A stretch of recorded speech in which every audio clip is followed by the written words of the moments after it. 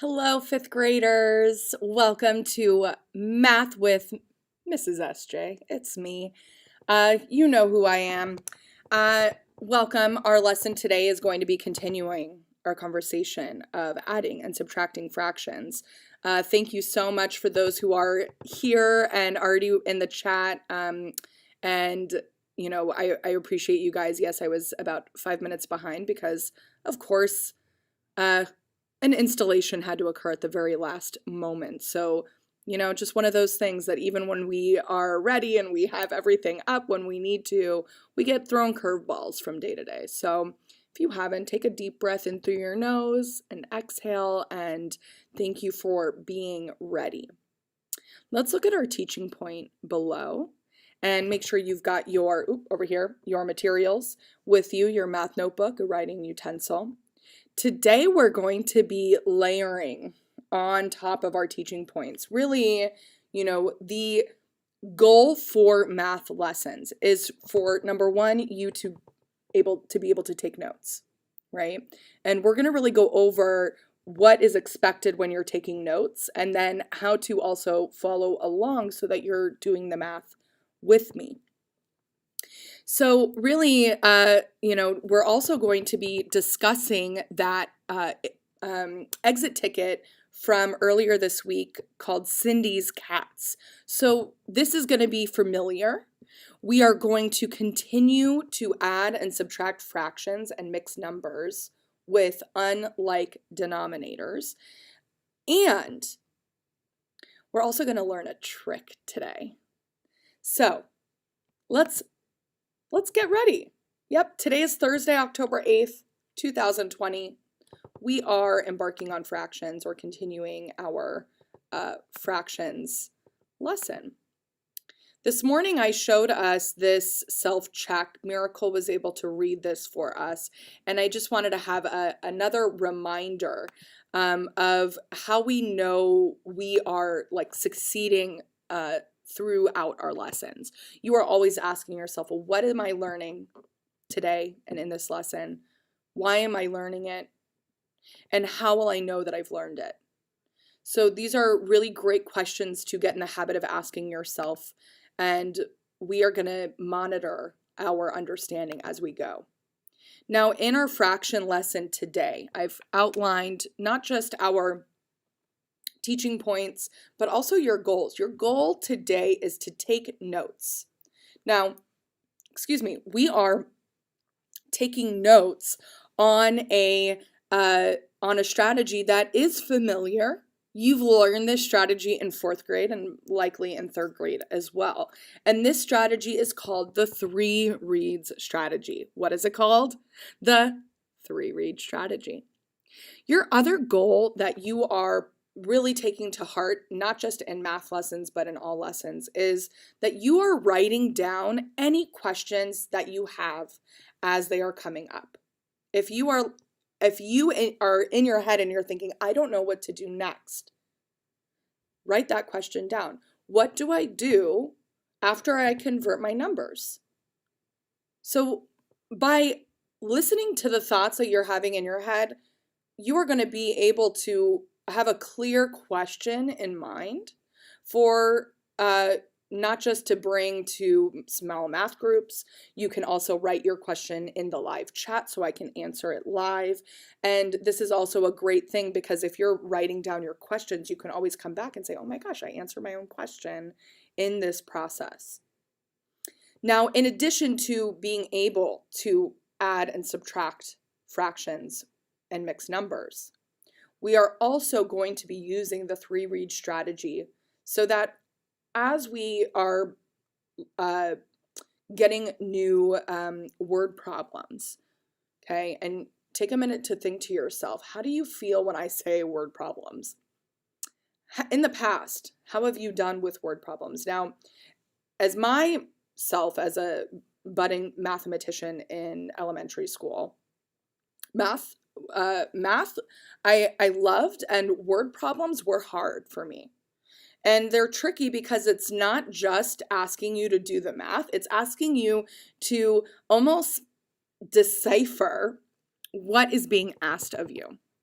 And using this 3-read strategy, this is going to help us grow in our confidence and really know how to unpack a word problem, okay?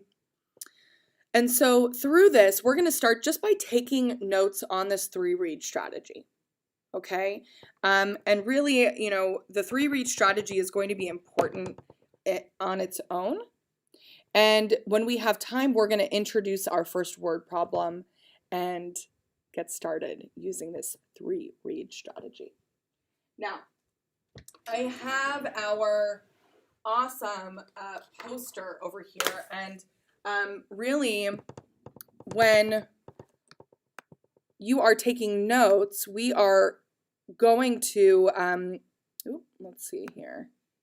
Let's go back to here. So this is actually quite small, so I know that it's hard for you to see, but start by taking notes with me, okay? Now this is gonna look like this, and I'm going to try something out live with you. And we are going to pull up our notes. Okay. Dun, dun, dun, dun. So that we can take notes together and I can model the process of taking notes with you. Now, of course, things can go not as we expect, but I'm going to try this.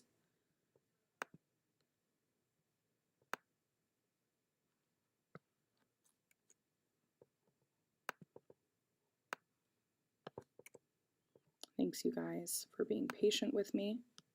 Oop, where did it go? There it is.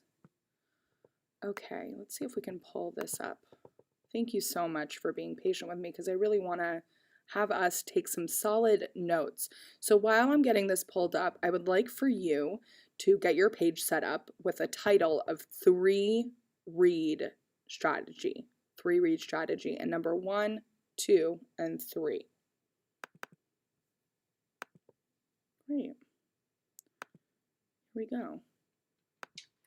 This is going to work for us. There it is. Here we go. So the first part of our 3-read strategy is, number 1, say it with me, first, we must read. So when we're reading our question about the story, we are really just focusing on the story. So, in that, in our Cindy's Cats story problem, we have to think, well, what is going on? Before we even talk about the math, let's focus on the story. So ask yourself with me, what is going on? And you are writing this down. Focus on the story. What is going on?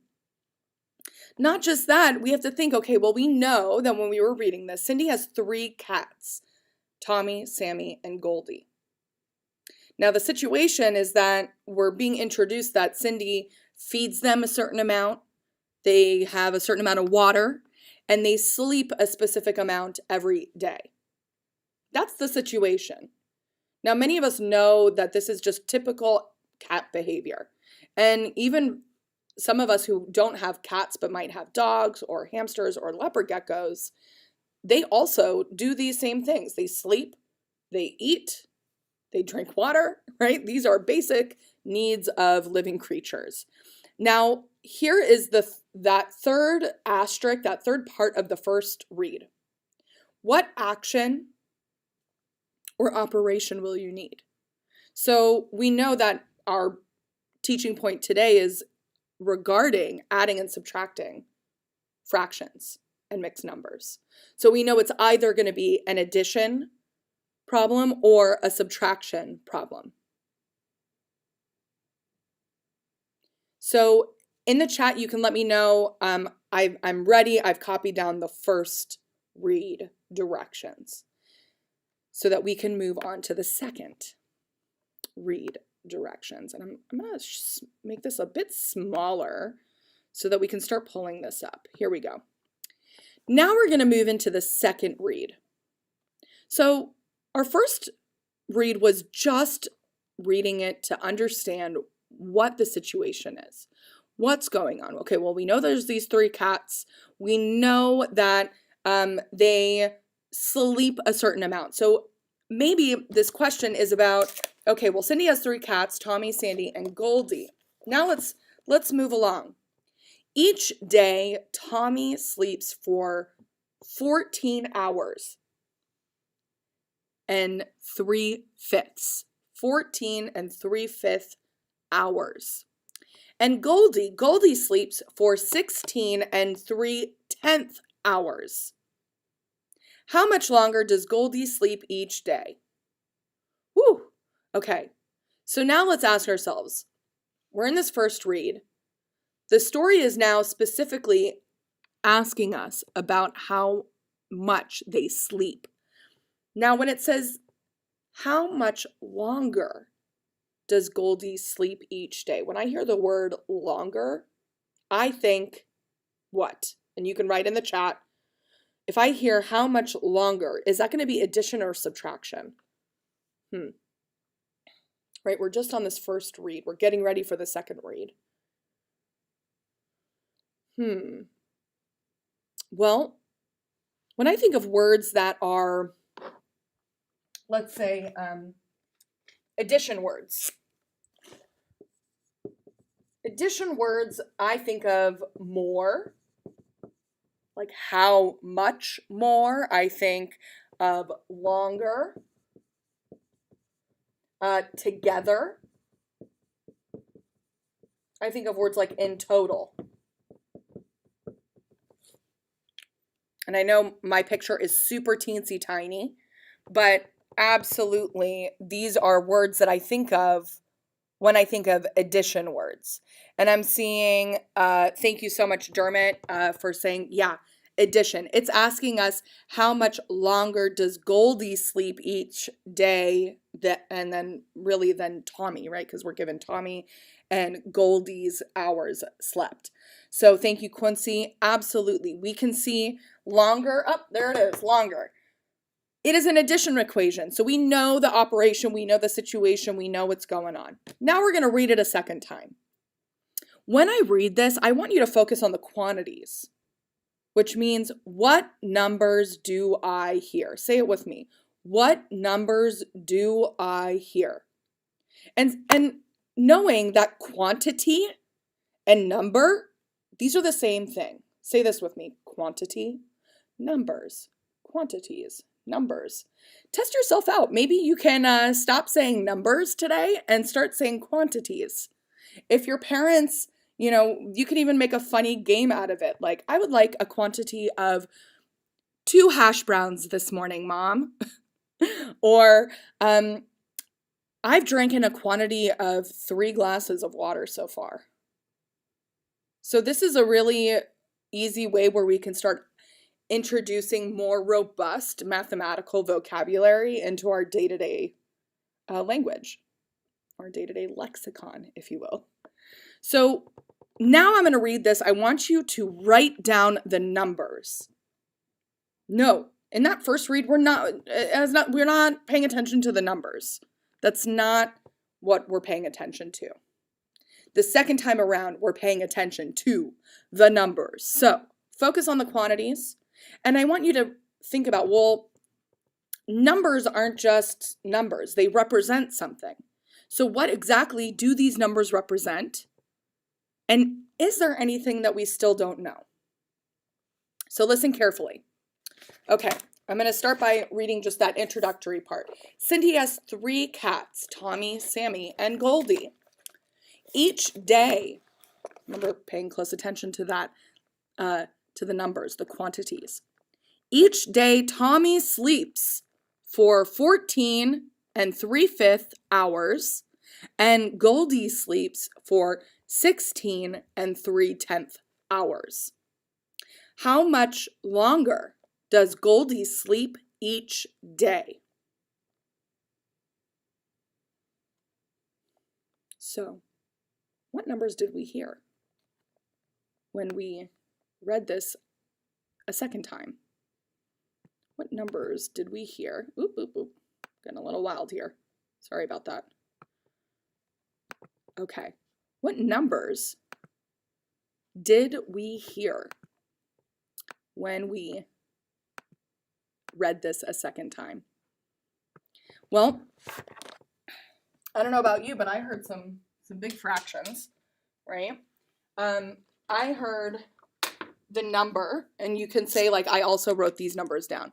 Well, focusing on the quantities, I heard the number 14 and 3/5. I also heard the number 16 and 3/10. Excellent. Thank you for staying with us, you guys. So these are the two numbers I heard, but it doesn't stop there, right? Now I have to ask myself, well, I got two mixed numbers up here. What do they represent? What do these two numbers represent? Well, if I go back and I hear, well, Tommy sleeps for 14 and 3/5 hours. There it is. 14, this is Tommy's hours slept. And then I'm going to write here, hours slept. Because 14 and 3/5 isn't just 14 and 3/5. That's referring to the amount of hours. Ooh, I'm a little envious of Tommy. Sleeping the day away. All right, let's keep it moving. What does this number represent? 16 and 3/10 represents how many hours Goldie sleeps. Goldie hours slept. Is there anything we don't know? Is there anything we don't know? Well, the question is asking us, how much longer does Goldie sleep each day? Well, there's a difference between these two, and the question's asking us, well, how many more hours does Goldie sleep each day? It's worth mentioning, we don't know how many hours Sammy sleeps, right? We don't know that, but that's not necessarily part of the situation, right? So now here's where I kind of jumped ahead. Oop, and I jumped ahead and I disappeared right off the page. There we are. We're back. Now is where we jump to the third read, reading it for the third time. And we're focusing specifically on the question. What is the story problem asking you to answer? Okay. Now, I love this because you are not just taking good notes on the three reads. This is telling us how to take notes on our paper before we've even set up our equation. Building off of my lesson from Tuesday, having clear notes written down on your page is really the difference between a great mathematician and just a good mathematician. Great mathematicians, of course, they make mistakes, but they write down great notes so that they can go back and see the mistakes that they've made. If your notes aren't written clearly, that's where the mistakes happen, okay? And we want to make sure that we're setting ourselves up for success. So I've got some good notes written down here, but now we need to do the third read. Listen carefully to the question. How much longer does Goldie sleep each day? How much longer does Goldie sleep each day? Well, there's a couple things that I can do here. All right? Because what I'm wondering is, well, this is a little tricky. Some of us said how much longer can refer to addition, right? But am I adding these two numbers together? If I add these two numbers together, here's that word together for addition, right? That's answering a totally different question, isn't it?